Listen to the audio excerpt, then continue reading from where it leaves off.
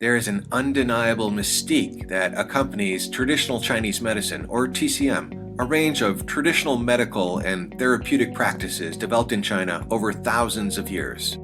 In fact, one of the earliest known compilations on Chinese medical practices dates back to 2698 BC. To the uninformed, it is assumed that TCM is all about the use of exotic products like bat excrement or cow urine as medicine.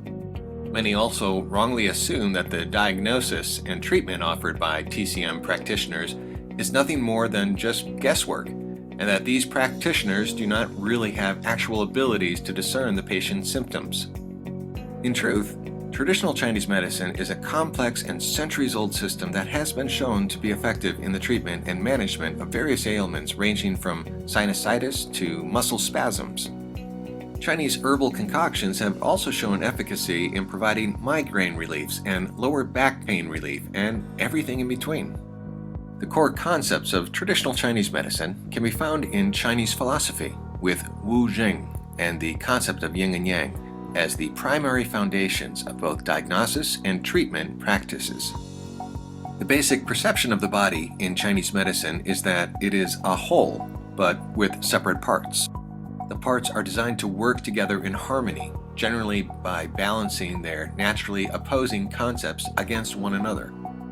Each part not only serves a physical function, but is also important to mental processes.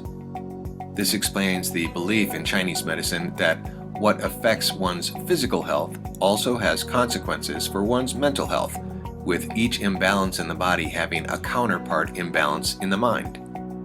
This aspect echoes the principles of yin and yang, which is best summarized as a blending of two opposing but complementary concepts, with neither one being superior in any way over the other. Disharmony is said to occur when yin or yang becomes more prevalent in the body than the other. This disharmony or imbalance is thought to be the reason behind human illnesses. Are you enjoying this video? Please make sure to give it a thumbs up. This really makes it easier for others to find online. And consider supporting the channel and subscribing as we give more health tips and healthy ideas. The Wu Jing aspect comes into play in terms of analyzing how the disharmony came about. Wu Jing is similar to the classical concept of the basic elements, which are composed of fire, water, wood, earth, and metal. Each of these elements can be found in the body with varying concentrations in different areas of the body. Combined, the elements produce a delicate balance and results in the normal state of a person's physical and mental health. This balance can be affected by internal and external factors which can sway the elemental balance in a variety of ways. In theory, an increase in certain elements in areas that perform certain functions can sway the yin and yang balance, thus affecting a person's health. The treatment for the condition, whether it be sinusitis, lower back pain, knee pain, migraine headaches, visual migraines, insomnia, or whatever else ails the patient, is ultimately determined by where the imbalance is and what caused it.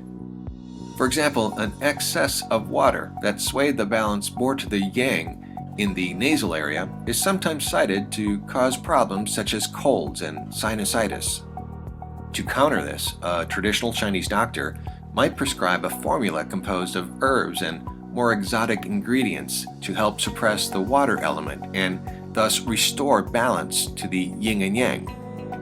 Traditional Chinese medicine also exposes a number of other treatments, including those based on the manipulation of the patient's diet. Another famous aspect or branch of traditional Chinese medicine is called acupuncture, a technique that involves the insertion of needles into the skin on various points around the body to help restore balance between the yin and yang. Acupuncture is also the branch of TCM that is concerned with the treatment of what Western medicine would term as mental health disorders, including anxiety and phobias. Acupuncture is seen as an effective means of balancing the flow of qi, or internal energy, throughout the body. In TCM, the need to balance the yin and yang of the mind and heart is as important as attaining balance in the human body. Modern TCM practitioners in China, however, do acknowledge that there are situations when the traditional remedies can no longer put the body back in proper balance. In most cases, when such situations are encountered, the patient is advised to consult a doctor who practices Western medicine. However, this does not create a conflict between the two schools, since most Chinese patients and doctors actually appreciate the balance between Eastern and Western medical theory and practice. For example, Chinese people will have no problems with surgery for appendicitis. At the same time, they will see no conflict in using traditional herbal formulas to help recover after the surgery, or to prevent the appendicitis in the first place.